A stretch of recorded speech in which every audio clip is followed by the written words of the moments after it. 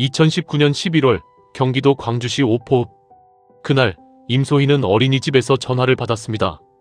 오전 10시 3분. 어머니, 서윤이가 오늘 안 왔는데요. 연락 주신다고 하셨나요? 임소희는 그 자리에서 멈췄습니다.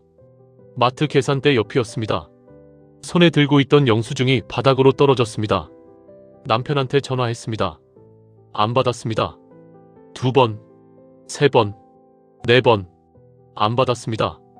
임소희가 마트를 뛰쳐나온 건 10시 7분이었습니다. 앞치마도 못 벗었습니다. 집까지는 버스로 15분. 그 15분 동안 12번을 더 전화했습니다. 한 번도 안 받았습니다. 집 현관문은 잠겨 있었습니다. 안에는 아무도 없었습니다. 서윤이 방에는 어제 입던 잠옷이 개어져 있었습니다. 식탁 위 밥그릇은 비어 있었습니다. 어린이집 가방은 없었습니다. 아이가 등원 준비를 하고 나간 흔적이었습니다. 그런데 어린이집에 없었습니다. 임소희가 112에 신고한 건 오전 10시 44분이었습니다. 처음엔 망설였다고 했습니다. 남편이 그냥 어디 데려간 거겠지. 설마. 저는 오후 2시 10분에 현장에 도착했습니다. 그리고 한 가지가 바로 눈에 들어왔습니다. 아이 아버지가 없었습니다. 정서윤의 아버지, 정우철. 당시 38세. 직업은 화물차 지입기사였습니다. 쉽게 말하면 지입계약으로 운영되는 1톤 트럭 한 대로 물류 배송을 하는 일이었습니다. 새벽 4시에 나가서 저녁 7시, 늦으면 밤 10시에 들어오는 생활. 한 달에 쉬는 날은 2~3번 남짓이었습니다. 어머니 임소희는 서윤이를 낳은 뒤 일을 그만뒀습니다. 아이가 어린이집에 가기 시작하면서 근처 마트에서 파트타임으로 일했습니다.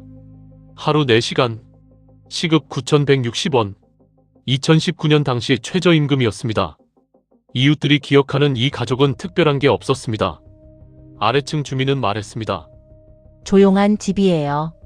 싸우는 소리도 없고 그렇다고 웃음소리도 잘 안 들렸는데 그냥 조용한 집. 그 말이 묘하게 오래 남았습니다. 서윤이에 대해서는 어린이집 담임 선생님의 말이 기억납니다. 밝은 아이예요. 친구들이랑도 잘 어울리고. 근데 아빠 얘기는 거의 안 해요. 엄마 얘기는 하는데 특별히 이상한 건 아닙니다. 새벽에 나가서 밤에 들어오는 아빠면 아이와 접촉 시간 자체가 적을 수밖에 없습니다. 저는 처음에 그렇게 이해했습니다. 나중에 알게 됐지만 그 집에서 가장 눈에 띄지 않는 사람이 정우철이었습니다. 이웃도, 어린이집도, 심지어 장인 장모도 그 사람에 대해 명확하게 기억하는 게 없었습니다. 얼굴은 알아도 말을 나눠본 기억이 없는 사람. 그런 사람이 있습니다. 의도적으로 만들어진 투명함이랄까? 저는 그 투명함이 처음부터 마음에 걸렸습니다. 임소희는 그날 오전 8시 40분에 집을 나섰습니다. 마트 파트타임 출근 시간은 9시. 서윤이는 그 시간에 아직 잠들어 있었습니다. 어린이집 등원은 9시 30분이었고 남편이 아이를 깨워서 데려다 주기로 되어 있었습니다. 정우철은 그날 배송 스케줄이 없었습니다. 한 달에 몇 번 없는 휴일이었습니다. 그런데 서윤이는 어린이집에 오지 않았습니다. 어린이집 측은 오전 10시가 넘도록 연락이 없자 임소희에게 전화했습니다. 임소희는 남편에게 전화했습니다. 전화를 받지 않았습니다. 2번, 3번 받지 않았습니다. 임소희가 마트를 나온 건 오전 10시 17분이었습니다. 달려서 집에 도착했을 때 현관문은 잠겨 있었고 아이는 없었습니다. 정우철이 나타난 건 오후 1시 47분이었습니다. 저는 그 시간표를 처음 봤을 때 조용히 밑줄을 그었습니다. 아이가 사라진 건 오전 중이었습니다. 아버지가 나타난 건 오후 거의 2시. 2시간 40분. 그 시간 동안 그 사람은 어디에 있었을까요? 정우철의 첫 진술은 이랬습니다.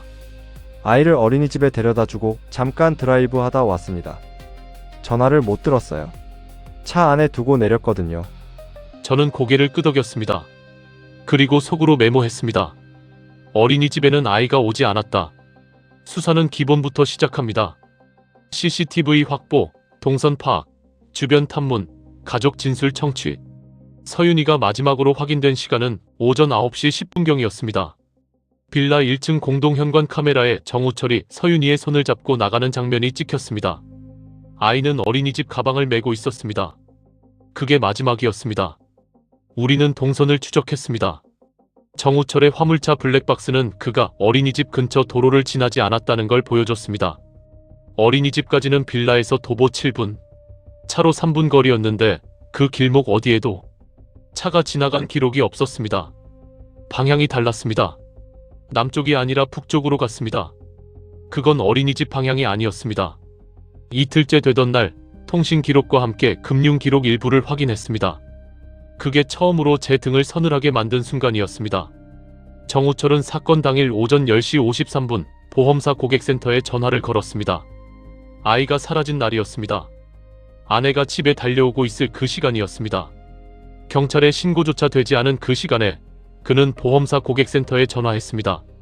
통화 내용을 확인했습니다. 어린이 보험 관련해서 실종 특약 적용 조건 좀 여쭤보려고요. 저는 그 기록을 프린트해서 오래 들여다봤습니다. 아이가 사라졌습니다. 그런데 아버지는 경찰이 아니라 보험사에 먼저 전화했습니다. 정우철이 정서윤 명의로 가입한 보험은 총 3건이었습니다. 첫 번째는 서윤이가 태어난 직후에 가입한 어린이 종합보험. 이건 흔합니다. 이상하지 않습니다. 두 번째는 2018년 3월에 가입한 상해 및 사망보험. 사망보험금이 8천만 원이었습니다. 세 번째가 문제였습니다. 사건이 발생하기 정확히 5개월 전인 2019년 6월 정우철은 다른 보험사의 어린이 실종 특약 포함 보험에 새로 가입했습니다. 보험료는 월 48,000원. 실종 특약은 30일 이상 소재 불명 상태가 지속될 경우 사망보험금의 50%를 선지급하는 조건이었습니다. 8천만 원의 50%, 4천만 원. 여기에 더해 사망 확정 시 추가 지급. 총 수령 가능 금액은 최대 1억 2천만 원이었습니다. 저는 숫자 앞에서 감정을 드러내지 않으려 합니다. 20년 넘게 그렇게 훈련받았고 그렇게 살아왔습니다. 그런데 그날 저녁 저는 담배를 2갭이 연달아 폈습니다. 그게 제가 할 수 있는 전부였습니다. 5개월 전. 왜 하필 5개월 전이었을까요? 임소희는 세 번째 조사에서 처음으로 말을 바꿨습니다. 첫 번째, 두 번째 조사에서는 가족관계에 문제가 없다고 했습니다. 남편은 힘들어도 성실한 사람이라고, 서윤이를 사랑한다고 그렇게 말했습니다. 세 번째 조사는 제가 직접 했습니다. 저는 단도직입적으로 묻지 않습니다. 옆으로 돌아서 들어갑니다. 서윤이가 아빠한테 혼난 적 있었나요? 임소희는 잠깐 멈췄습니다. 아이들이 다 그렇죠. 많이요? 또 멈췄습니다. 결국 나온 말들이 있었습니다. 정우철은 2019년 초부터 빚 문제로 압박을 받고 있었습니다. 지입차 할부금, 기름값 인상, 운임 단가 하락, 거기다 카드 돌려막기. 금액이 구체적으로 확인된 것만 4,200만 원이었습니다. 추심업체 연락이 한 달에 수십 통씩 왔습니다. 핸드폰을 항상 무음으로 해둔 이유가 그것이었습니다. 임소희는 그 정도인지 몰랐다고 했습니다. 부분적으로는 알고 있었지만 전체 규모는 몰랐다는 거였습니다. 그리고 이 말이 나왔습니다. 작년 여름에 한 번 그런 말을 했어요.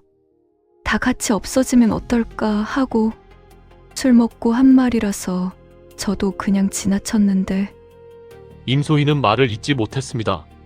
저는 조용히 기다렸습니다. 수사팀은 빌라에서 반경 10km 이내의 CCTV를 전수 검토했습니다. 총 87개 지점. 이틀이 걸렸습니다.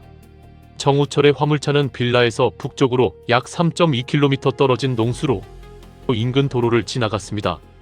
오전 9시 31분. 어린이집과는 전혀 다른 방향이었습니다. 그 길은 차량 통행이 드문 농로였고 인근에 별다른 시설이 없었습니다. 저는 그 지점을 직접 나가봤습니다. 11월의 농수로. 갈대가 마른 채로 서 있었습니다. 수면은 낮았고 물색은 탁했습니다. 주변에 발자국이 남기 좋은 흙길이 있었습니다. 우리는 수색 범위를 그 일대로 넓혔습니다. 그리고 사건 발생 나흘째 되는 날 수로에서 약 200m 떨어진 갈대밭에서 작은 어린이집 가방이 발견됐습니다. 서윤이의 것이었습니다. 가방 안에는 물통과 크레파스, 그리고 이름표가 붙은 수건이 그대로 있었습니다. 정우철의 진술은 그 지점에서 완전히 무너졌습니다. 저는 그날 저녁 정우철을 다시 불렀습니다. 그에게 CCTV 캡처 사진을 하나씩 테이블 위에 올려놨습니다. 말하지 않았습니다. 그냥 올려놨습니다. 오전 9시 17분, 9시 24분, 9시 31분. 그의 차가 찍힌 위치와 시간. 정우철은 오랫동안 사진을 내려다봤습니다. 그리고 말했습니다. 변호사 불러주세요. 이후 확인된 내용들을 정리하겠습니다. 정우철은 사건 발생 약 3주 전부터 해당 농수로 일대를 최소 3차례 방문했습니다. 차량 위치 기록이 남아 있었습니다.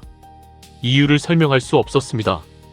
그의 핸드폰에는 실종 보험 지급 조건을 검색한 기록이 2019년 10월부터 여러 차례 있었습니다. 검색어 중에는 아동 실종 사망 추정 기간, 보험금 청구 서류, 실종 신고, 절차 같은 것들이 포함되어 있었습니다. 그는 준비를 했습니다. 경제적 파국이 그를 어떤 지점으로 몰았는지 저는 이해하려고 했습니다. 20년 동안 수많은 사람을 봤습니다. 절망이 사람을 어떤 형태로 만드는지도 봤습니다. 그러나 그 다음에 나온 수사 결과는 제가 쌓아온 이해의 범위를 넘어섰습니다. 그의 계획은 처음부터 아이를 도구로 썼습니다. 4천만 원. 그게 그 사람이 계산한 숫자였습니다. 그 숫자 뒤에 6살짜리 아이가 있었습니다. 수사가 결정적으로 전환된 건 뜻밖의 방향에서였습니다. 빌라 단지 맞은편 편의점 알바생이 우리를 찾아왔습니다. 자발적으로 그는 말했습니다. 제가 뉴스 보고 왔는데요. 그날 아침에 그 화물차 봤거든요. 애가 타고 있었어요. 오전 9시 15분경 편의점 앞 도로에 정우철의 화물차가 잠시 멈췄습니다. 알바생은 담배를 피우러 나왔다가 봤습니다. 근데 좀 이상했어요. 차에서 남자가 내리더니 뒷좌석 문을 열고 뭔가를 꺼냈거든요. 그게 애인지는 못 봤는데 크게 우는 소리가 났어요. 그리고 다시 올라타서 북쪽으로 갔어요. 아이는 그 시간까지 살아 있었습니다. 그 진술은 검찰로 넘어가는 수사 기록의 핵심 증거가 됐습니다. 저는 그 알바생에게 따로 연락해서 감사 인사를 했습니다. 그는 뭔가 이상하다고 느꼈는데 그냥 지나쳤던 게 계속 마음에 걸렸다고 했습니다. 그냥 지나쳤을 수 있었던 장면. 그게 결국 사건을 뒤집었습니다. 정우철은 구속됐습니다. 서윤이는 사건 발생 열흘 후 수로 인근에서 발견됐습니다. 저는 그 이상의 묘사는 하지 않겠습니다. 그게 이 사건을 전달하는 데 있어서 제가 지킬 수 있는 마지막 예의라고 생각합니다. 임소희는 그날 이후 한동안 아무것도 하지 못했다고 들었습니다. 그녀가 어떤 상태로 지내고 있는지 저는 지금도 가끔 생각합니다. 그녀 역시 그 집에서 아무것도 몰랐던 피해자였습니다. 정우철은 재판 과정에서 순간적인 판단이었다. 계획이 아니었다고 주장했습니다. 그러나 검색 기록, 차량 위치 기록, 보험 가입 시점, 보험사 통화 기록, 그것들은 모두 한 방향을 가리키고 있었습니다. 어떤 사건은 수사하고 나서도 오래 남습니다. 잘 잊히지 않습니다. 저는 요즘도 아침에 출근하면서 어린이집 가방을 맨 아이들을 봅니다. 그러면 그 갈대밭 생각이 납니다. 11월의 탁한 수면, 크레파스 같은 작은 가방, 4천만 원이라는 숫자. 그 숫자를 계산하던 순간 그 사람 앞에는 정말로 아무 선택지도 없었던 걸까요? 빚이 있었습니다. 압박이 있었습니다. 절망도 있었을 겁니다. 그게 사람을 어디까지 몰 수 있는지 저는 압니다. 그러나 그 선택 정말 다른 방법은 없었을까요? 본 스토리는 실제 발생한 여러 사건 유형을 참고하여 재구성한 창작물입니다. 특정 실존 인물 및 사건과 직접적인 관련이 없으며 등장인물의 이름, 지역, 직업은 모두 허구입니다. 오늘도 긴 이야기 함께 해주셔서 감사합니다. 아침 저녁 아직은 쌀쌀합니다.